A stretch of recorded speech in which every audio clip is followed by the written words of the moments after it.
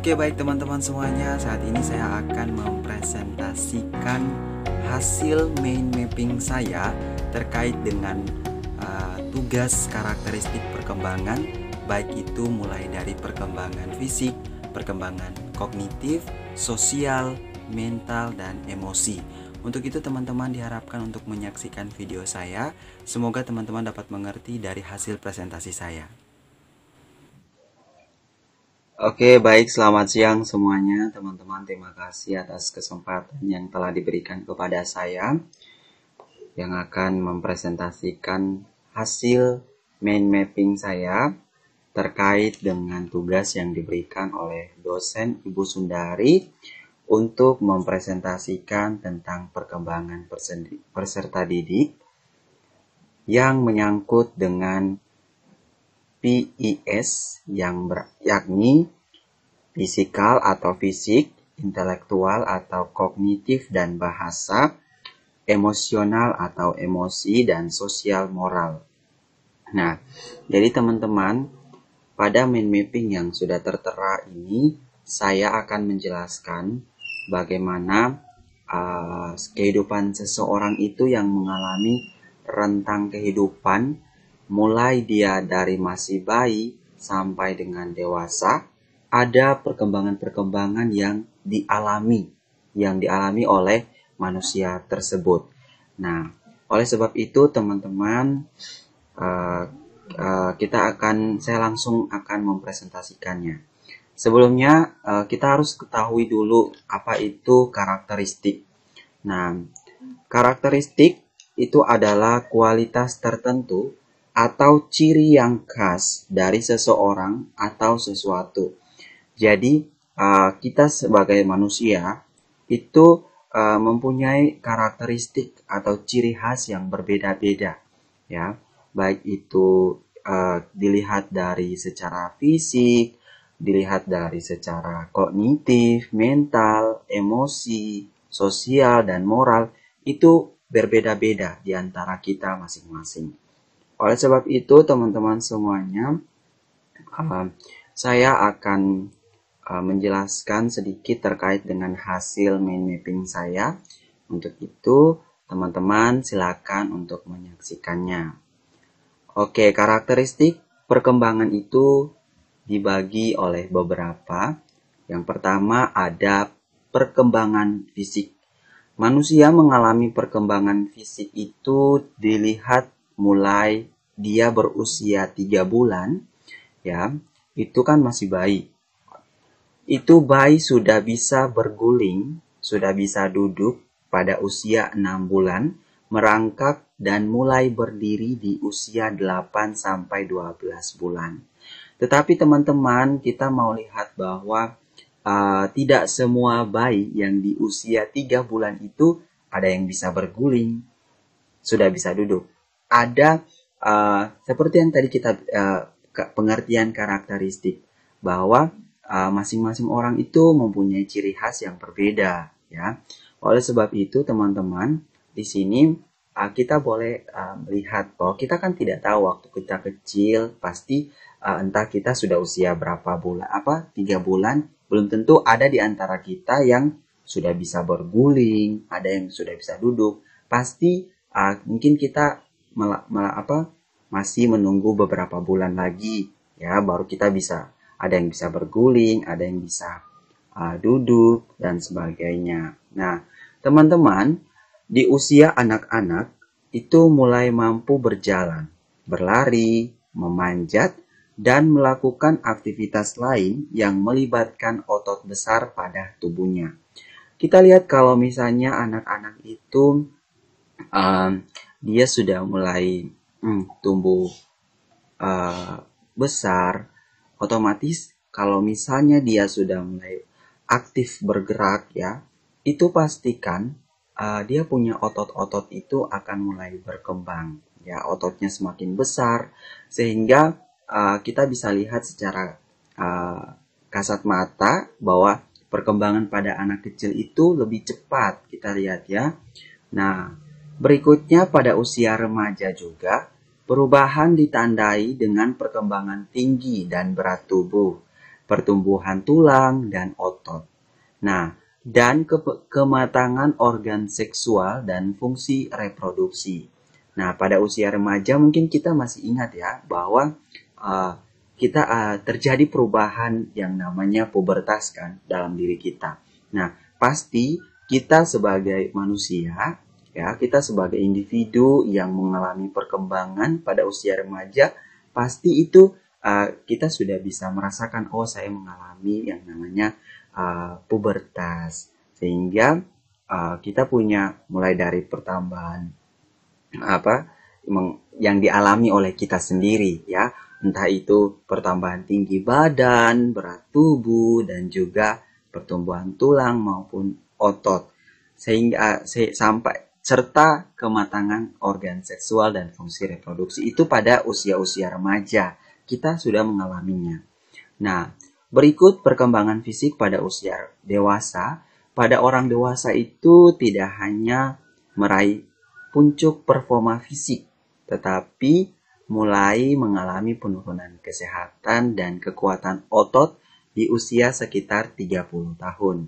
Nah, jadi kalau kita lihat bahwa kita lihat contohnya orang tua kita, pasti mereka kan mengalami yang namanya penurunan perkembangan fisik karena faktor umur usia, sehingga mereka itu di usia 30-an, 70 tahun ke atas itu otomatis perkembangan fisik itu sudah mulai menurun, tidak meningkat karena faktor-faktor usia dan lain sebagainya.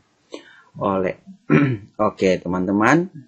Selanjutnya yang kedua ada perkembangan kognitif. Nah, teman-teman, pada perkembangan kognitif ini terjadi juga dari usia bayi sampai dengan dewasa. Yang pertama, pada usia 18 bulan, bayi sudah mampu menciptakan simbol-simbol dalam suatu benda serta fungsi beberapa benda yang tak asing baginya. Nah, pada usia 18 bulan itu kan kita lihat bahwa itu sudah 1 tahun 6 bulan ya. Nah, itu kan kita bisa melihat bahwa pada usia itu bayi sudah mampu menciptakan simbol-simbol dalam suatu benda serta fungsi beberapa benda yang tak asing baginya. Jadi bayi sudah mulai melakukan bermain, bergerak dan sebagainya. Nah, itu otomatis dia sudah bisa menciptakan sesuatu yang menurutnya itu enak untuk dimainkan, enak untuk anggap pada saat usia-usia itu kan bayi itu menganggap sesuatu itu bagus ya, sesuatu itu baru untuk dirinya. Nah, berikutnya pada usia anak-anak sudah mulai rasa ingin tahu dan sikap antusias yang kuat terhadap segala sesuatu. Jadi dia mau sekali mengingini sesuatu. Nah, dia punya keinginan untuk mau melakukan itu, mau mengambil itu, bahwa sesuatu itu baik menurutnya. Tetapi kalau misalnya kita lihat ya pada usia seperti ini, pada usia anak-anak seperti ini, otomatis orang tua banyak harus mengontrol anaknya. Karena contohnya seperti ini, mungkin pada usia ini anak-anak suka memegang pisau. Anak-anak menganggap bahwa pisau itu bukan barang yang bagus untuk bukan barang yang anak-anak menganggap pisau itu barang yang bagus dimainkannya. Tapi ternyata orang tua melarang jangan bermain pisau itu karena nanti mungkin bisa teriris tangannya. Nah, pada usia itu kan anak-anak tidak tahu. Nah, dari situ anak-anak menganggap bahwa dia sudah merasa ingin tahu bahwa itu hal yang sebenarnya bahwa itu hal yang dilarang, sehingga orang tua lah yang punya fokus untuk mengingatkan bahwa adek jangan bermain barang ini, pisau, karena pisau itu tajam. Itu hal-hal seperti itu sudah dialami oleh kita masing-masing pribadi. Berikutnya pada usia remaja, interaksi pada struktur otak yang telah sempurna dan lingkungan sosial yang semakin luas untuk eksperimentasi memungkinkan remaja untuk berpikir abstrak. Nah, kognitif Berarti kalau misalnya berbicara tentang kognitif, otomatis kita mau berpikir ya. Nah, pada usia remaja kita sudah mulai berpikir bahwa sebenarnya ini tuh uh, tidak baik untuk kita lakukan ya. Remaja pada usia itu rentang sekali dalam proses berpikir ya. Ada yang dia punya maksudnya kayak iman gitu, iman kuat. Ada yang dia bisa jatuh gitu. Pada usia itu kenapa struktur otak yang telah sempurna dan lingkungan sosial yang semakin luas. Nah, remaja mudah bergaul pada saat itu ya. Dari situlah perkembangan kognitif kita itu boleh pada usia remaja itu sudah mulai kelihatan bahwa kita sudah mulai uh, tidak lagi berteman sama orang tua kita di rumah. Kita lebih memilih untuk berteman dengan teman-teman sebaya kita, ya. Sehingga pada usia itu kita mulai berpikir berteman dengan teman-teman yang sebaya boleh lebih asik daripada kita berteman dengan orang tua. Pada usia remaja itu kan masa bermain-bermain. Nah, sehingga pada usia remaja itu proses berpikir kita itu akan semakin lebih luas gitu, bahwa kita bermain dengan teman-teman boleh lebih asik seperti itu. Nah, selanjutnya perkembangan kognitif pada orang dewasa. Pada usia dewasa adanya adaptasi dengan aspek-aspek yang pragmatis dan sudah terampil untuk berpikir logis ya. Jadi pada usia dewasa kita sudah semakin harus lebih membedakan lagi yang lebih baik yang mana kita ambil, yang nggak bagus kita buang. Nah, dalam hal ini di usia dewasa itu kita harus lebih sudah berfokus untuk berpikir ke depan seperti apa kita mau melakukan sesuatu itu baik atau tidak ya. Karena pada usia dewasa itu proses pemikiran kita itu sudah sangat-sangat matang dan sudah harus kita berfokus untuk masa depan. Seperti apa yang akan kita lakukan. Seperti yang dibilang berpikir logis, berarti kita harus berpikir yang baik, begitu. Berpikir yang cemerlang.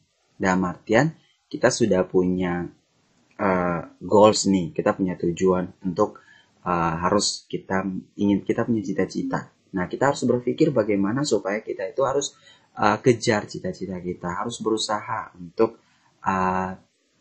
bisa kita meraih cita-cita kita itu.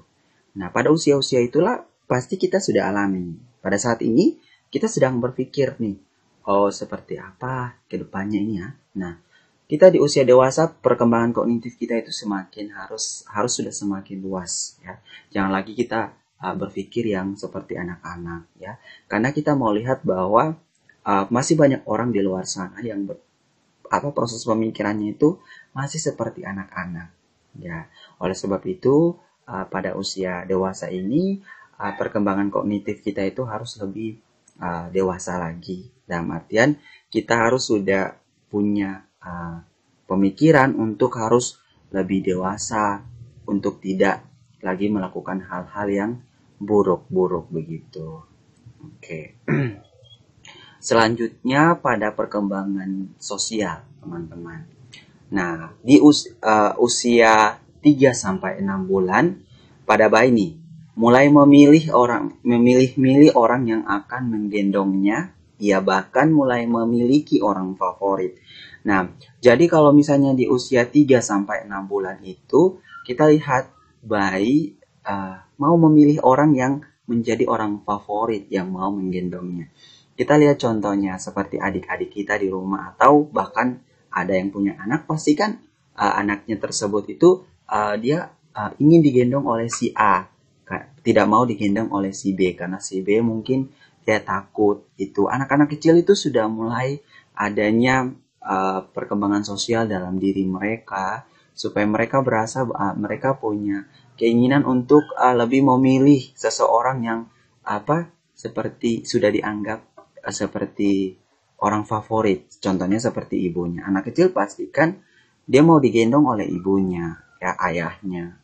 Kalau orang lain entah itu si B atau si A, dia mungkin memilih antara memilih salah satunya karena pasti anak kecil itu punya uh, apa istilahnya dia punya uh, proses pemikiran juga, atau ingin tahu bahwa dia dia dia mau memiliki seseorang favorit, seorang favoritnya untuk menggendongnya pada usia 3 sampai 6 bulan. Berikutnya pada usia anak-anak itu mulai mengenal kehidupan sosial dan pola sosial yang berlaku seperti kesenangan untuk berkawan, bekerja sama dengan orang lain. Nah, pada usia anak-anak otomatis kan kita sudah melihat dia mau bermain juga dengan teman-temannya, ya. Oleh sebab itu pada usia anak-anak itu kan kehidupan sosialnya itu lebih lebih bagaimana, dia mau ada di ranah bermain begitu, ya. Dia mau bermain dengan teman-temannya, teman sebayanya. Dia bermain permainan anak-anak untuk uh, mencari kesenangannya, ya. Terus juga pada usia remaja, seperti yang tadi, dia melibatkan kelompok teman sebaya dibandingkan dengan orang tua. Nah, seperti yang tadi pada usia remaja juga di perkembangan kognitif yang tadi saya jelaskan, maksudnya itu kalau untuk perkembangan kognitif itu dia bermain dengan teman sebaya, tapi harus ada dia punya proses pemikiran nih, mana yang baik dia pilih, mana yang jahat dia buang. Nah, sedangkan pada perkembangan sosial otomatis kita lihat kan pada usia remaja nih, waktu kita masih SMP, waktu kita masuk SMP, waktu SD itu kan pasti kita masih belum memiliki banyak teman kan. Nah, pada saat SMP itu pasti sudah banyak teman-teman yang kita miliki. Nah, sehingga kita lebih asik bergaul dengan teman-teman sebaya kita kebanding dengan orang tua kita sendiri kan. Karena justru dengan teman-teman sebaya itu lebih asik begitu, sehingga teman-teman pada usia remaja itu kita sendiri suka bermain dengan teman-teman kita. Bahkan kalau kita bermain dengan teman-teman sebaya kita itu kita sampai lupa pulang, ada yang lupa pulang kan. Nah, disitulah terjadi yang namanya perkembangan sosial. Berikutnya pada usia dewasa, perhatian antara keluarga, kehidupan sosial di luar, pekerjaan, dan lain-lain saling berkaitan dan harus dihadapi secara rasional dan seimbang. Jadi pada perkembangan sosial untuk usia dewasa itu perhatian antara keluarga. Jadi kita sudah melihat bahwa di dalam kehidupan keluarga kita itu seperti ini. Kita sudah mulai ada rasa antusias, ada rasa kebersamaan, kekeluargaan di antara keluarga kita masing-masing. Terus juga kehidupan sosial di luar, kita mau berinteraksi dengan orang-orang di luar sana, ya, seperti bagaimana cara kita berinteraksi. Selanjutnya pekerjaan dan lain-lain, otomatis pada perkembangan sosial kita sudah memiliki yang namanya, kita sudah mulai melakukan pekerjaan nih. Orang dewasa itu kan proses pemikirannya itu kan sudah matang, dan bagaimana dia mau terjadinya perkembangan sosial dalam dirinya itu, dia mau berinteraksi dengan sesamanya. Seperti itu. Nah, dan dia berinteraksi dengan sesamanya itu secara rasional dan seimbang. Dia tidak memilih si A itu jahat, si B itu baik. Jadi dia memilih untuk si B. Tidak.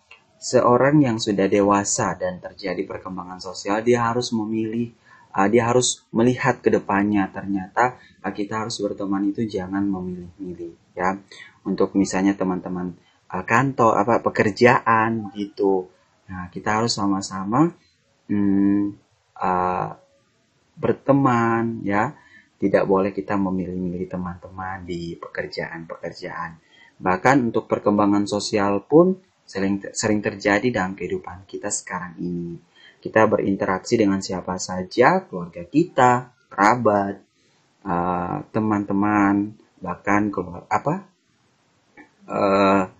orang-orang di sekitar kita, tetangga. Itu hal yang sudah membuat kita orang dewasa itu sudah yang dilakukan oleh kehidupan kita sekarang ini.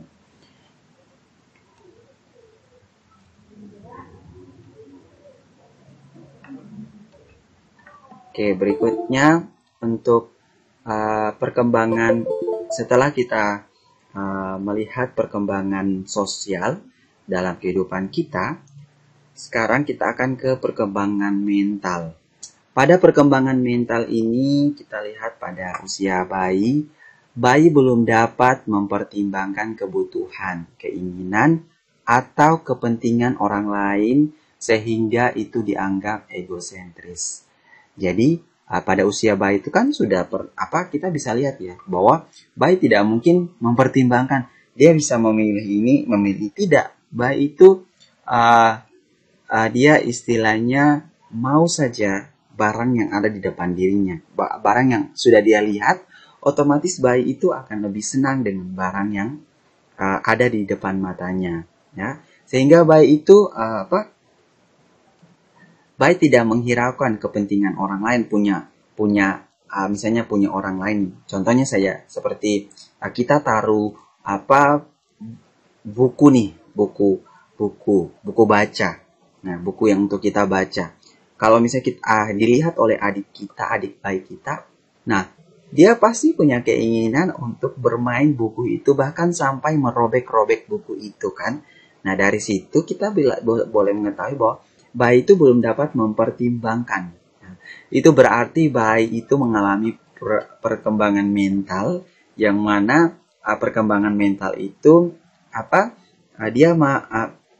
perkembangan mental dia tidak mementingkan tidak mementingkan kepentingan orang lain, tetapi dia mau melihat apa yang membuat kesenangan bagi dirinya, dia lakukan saja pada saat kita masih usia bayi seperti itu.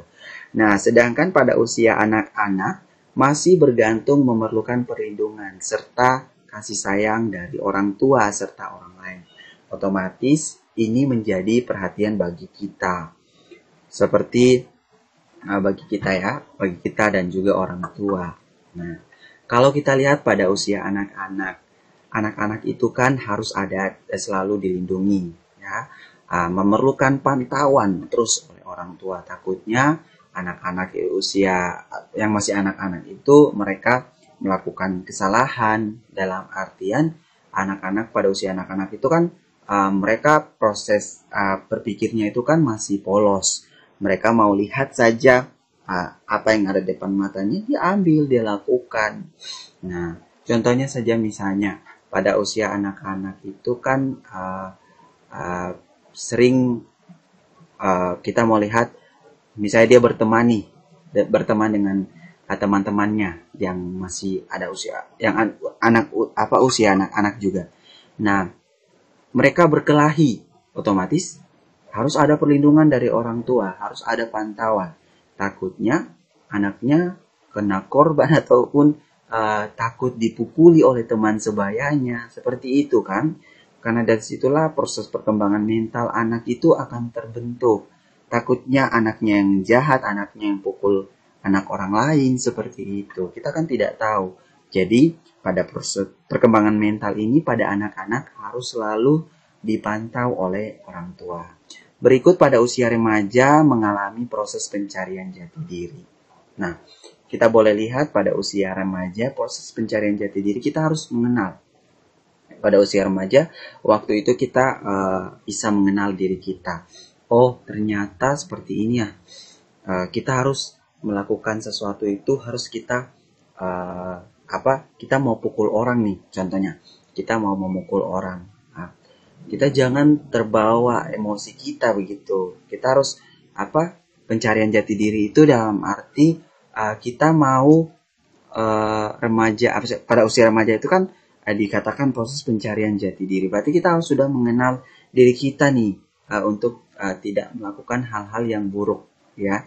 Dalam arti kan kalau usia remaja itu tidak dipantau, orang tua itu kurang pantauan, sehingga usia remaja itu kadang yang namanya proses kenakalan remaja itu yang membuat seseorang itu dia punya jati diri itu mulai terbentuk, dalam artian dia mulai kayak contohnya dia punya kita punya teman atau kita sendiri jahat nih. Nah, kalau kita sudah ke bawah seperti kita orangnya jahat, berarti kan dalam artian kita punya jati diri itu jahat dan ingin sekali memukul atau mukul teman-teman kita. Dalam artian kan seperti itu. Nah, sedangkan pada usia dewasa sudah memiliki kemampuan untuk mengolah konflik. Jadi dalam artian pada usia dewasa ini kita sudah harus memilih, ya. Contohnya ternyata kita kalau mau lakukan kesalahan itu pasti ada pasti ada hukum gitu. Jadi kalau misalnya kita mau melakukan kejahatan atau melakukan konflik, otomatis nanti kita akan ditegur sama orang gitu. Oleh karena itu, kita sebagai orang dewasa itu harus lebih berpikir ke depannya bahwa yang kita lakukan itu salah, ya. Kalau kita mau melakukan kejahatan, ya, atau konflik nih. Nah, dari situ kita bisa mau melakukan apa? Kita bisa kayak dalam artian kemampuan berpikir kita itu kita bisa mengolah konflik, ya, dalam artian kita bisa mengolah ranah berpikir kita itu ada, dan kita bisa, oh, saya melakukan ini berarti nanti saya akan terjerumus ke sini, saya melakukan ini berarti saya akan terjerumus ke penjara kalau misalnya kita melakukan konflik nih. Itu proses berpikirnya orang dewasa seperti itu yang mengalami perkembangan mental. Contohnya saja begini, kalau misalnya kita sendiri, ya, kita kan sering melakukan kita marah nih. Nah, kita marah terhadap adik kita yang melakukan kerusakan. Nah, dari situ kan tiba-tiba pasti kita akan berpikir kita dalam artian, oh, ternyata yang kita lakukan itu salah. Jangan kita menegur kasar adik kita. Nah, itu kan kita punya kemampuan untuk mengolah konflik, ya. Dalam artian kita punya kesadaran, kita tegur, tetapi tiba-tiba kita punya kesadaran untuk ternyata yang kita buat itu adalah salah. Seperti itu, teman-teman. Nah, selanjutnya perkembangan emosi. Nah, pada perkembangan emosi di usia 0 sampai 3 bulan, bayi belum dapat belajar emosi dari orang lain.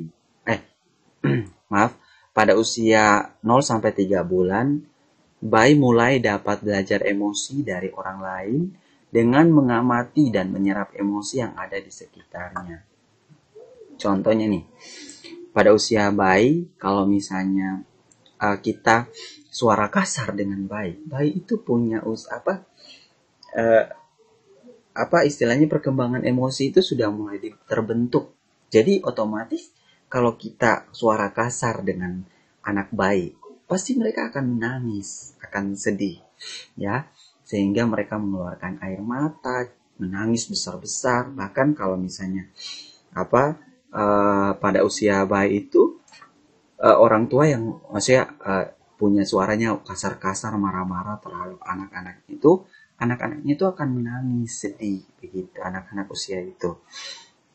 Terus juga kalau pada saat kita mau lihat bayi itu kan kalau pada usia seperti itu bayi sering kaget, ya. Nah, itu dia pada saat mungkin tidur, ya, atau terlambat kasih makan, ya. Nah, itu kan bayi itu sudah mulai menyerap emosi gitu. Emosinya bayi itu sudah ada, sehingga otomatis pada usia bayi itu kan mereka mereka hanya menangis gitu pada usia itu. Jadi untuk teman-teman untuk anak-anak bayi yang ada di sekitar kita, jangan kita heran pada anak-anak bayi yang menangis, yang istilahnya cengeng. Jangan, itu tuh mereka ada mengalami yang namanya perkembangan emosi. Mereka mulai menyerap emosi yang ada di sekitarnya gitu. Sedangkan pada usia anak-anak mulai menyadari dirinya berbeda dengan anak lain yang mempunyai keinginan perasaan tertentu. Ya, kalau kita mau lihat perkembangan emosi pada anak-anak itu kan kita boleh lihat masing-masing anak berbeda, ya. keinginan anak-anak itu punya keinginan kan berbeda. Contohnya saja, saya punya adik, itu dia ingin sekali makan es krim, ya. Saya punya adik ingin sekali makan es krim. Tapi saya tidak mau saya punya adik ingin sekali makan es krim dan saya tidak mau kasih adik saya es krim, takutnya nanti dia makan dia beringus atau dia sakit pilek begitu kan. Nah, dari situ anak-anak itu um, mulai menyadari di situ. Oh, mama punya keinginan kakak punya keinginan tidak seperti saya punya keinginan, bahwa anak itu tidak ingin kakak tidak ingin saya makan es krim karena nanti saya sakit. Saya demam, saya pilek. Karena es itu kan kalau anak kecil banyak makan, banyak minum es, berarti kan nanti dia akan pilek seperti itu. Nah, selanjutnya pada usia remaja, perasaan sosial, etika, serius telah mendorong remaja untuk menghayati kehidupannya. Ya, perasaan sosial mulai dari dia sudah bergaul dengan teman-temannya, dengan kerabatnya, keluarganya, otomatis dia sudah mulai adanya perkembangan emosi, etika, bagaimana dia mau beretika, berkarakter dan mau menunjukkan sifat-sifatnya, keseriusannya pada remaja itu kita boleh lihat dalam kehidupan kita masing-masing. Di usia remaja, kadang kita juga serius melakukan sesuatu, ya. Bagaimana kita mau beretika yang sopan dengan orang tua, ya. Itulah perkembangan emosi yang dialami oleh seorang remaja. Nah, sedangkan pada usia dewasa sudah bisa mengolah sekaligus menguasai emosi dengan wajar dan bisa mengendalikan emosi dengan sangat baik, tidak terpengaruh dengan rasa gelisah maupun takut. Ya, pada usia dewasa ini, tapi kadang juga orang yang sudah dewasa punya perkembangan emosi itu belum terpengaruh dengan adanya rasa gelisah maupun takut. Ya, kadang orang kalau sudah emosi tingkat dewa, istilahnya seperti itu, otomatis orang mau melampiaskan emosinya itu. Tapi kalau misalnya orang yang sudah emosi sekali, namun dia bisa tahan emosinya, bisa meredahkan emosinya, otomatis orang itu dia sudah mengalami perkembangan emosi. Itulah seseorang yang dewasa. Karena kalau seseorang dewasa yang mengalami perkembangan emosi, terus dia mau melampiaskan emosinya itu ke orang lain, marah-marah, bentak-bentak, otomatis dia otomatis itu mengalami perkembangan emosi, tapi dia juga harus bisa mengatur, ya.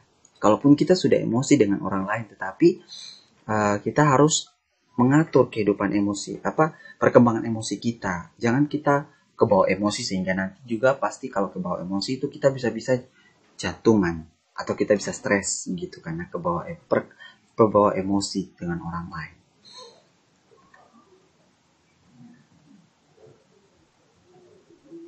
Iya, seperti itu. Karakteristik perkembangan mulai dari perkembangan fisik, kognitif, sosial, mental, dan emosi. Itulah karakteristik perkembangan yang kita alami, baik itu dari kita masih usia bayi sampai dengan sekarang ini, bahkan orang tua kita sudah mengalaminya. Oke, mungkin itu saja. Iya, baik teman-teman. Saya lanjutkan dengan hasil wawancara karakteristik perkembangan Nikolaus Yesarfuni. Nah, perkembangan karakteristik yang dialami oleh Niko ini pada usia 5-7 bulan, dia mulai belajar membalikan badannya atau tengkurap dan belajar duduk, namun masih ditopang oleh orang tuanya. Begitu juga pada usia 6 bulan, Iko sudah mulai mengenal orang lebih dekat dengan dia dan terbiasa dengan orang yang menggendongnya. Nah, dan berikutnya pada usia 10 bulan, dia sudah mulai merangkak. Dia mengalami proses pertumbuhan itu cepat dalam artian dia punya karena dia aktif sehingga dia bertambah tinggi, dan juga dia dalam artian dia baru bisa merangkak di 10 bulan, usia 10 bulan, karena proses pertumbuhan tinggi badannya yang menghambat dia sehingga lama untuk berjalan. Nah, dan juga pada usia 1 tahun 3 bulan, Iko sudah mulai berjalan serta berlari dan mulai bermain permainan-permainan di sekitarnya dan mulai mengenal sesuatu yang ada di sekitarnya. Nah, pada usia 1 tahun 3 bulan lah baru dia bisa mulai berjalan, dia bisa bermain di sekitar, bermain dengan permainan-permainan yang ada di sekitarnya. Terus juga pada usia anak-anak, perkembangan emosi itu sudah mulai terlihat di usia anak-anak, di mana dia punya keinginan tertentu. Contohnya, waktu kecil dia sakit, namun permintaannya sakit itu dia hanya ingin ke Saga Sorong. Setelah itu dia sembuh dan tidak lagi sakit. Ya, kita boleh lihat bahwa permintaan masing-masing anak atau keinginan anak-anak itu kan masing-masing berbeda nih. Walaupun kita boleh lihat pada hasil wawancara saya terhadap Nikolaus Witarpun ini, itu waktu kecil dia itu kalau mulai demam atau sakit, keinginannya dia itu hanya ingin ke Saga. Setelah itu hanya ingin ke Saga saja tanpa harus belanja. Setelah itu dia pulang, dia sudah merasa badannya sehat dan tidak sakit lagi. Nah, berikutnya pada usia remaja, dia semakin bertambah tinggi dan dia banyak bermain dengan teman-teman sebayanya dibanding dengan orang tua. Nah, di usia remaja itu waktu itu kan dia sudah mulai meninggalkan orang tua, dia sekolahnya di asrama, dan usia remaja dia sudah mulai mengenal banyak teman, mengenal teman-teman sebayanya, bermain dengan teman-teman. Dan juga perkembangan emosi pada usia remaja semakin terlihat, dia mulai suka marah-marah dan mulai mengontrol emosinya. Berikut di usia dewasa dia sudah mulai mengatur kehidupannya, mulai dari kehidupan sosial, keluarga, dan sekitarnya. Sampai saat ini proses perkembangannya masih berlangsung.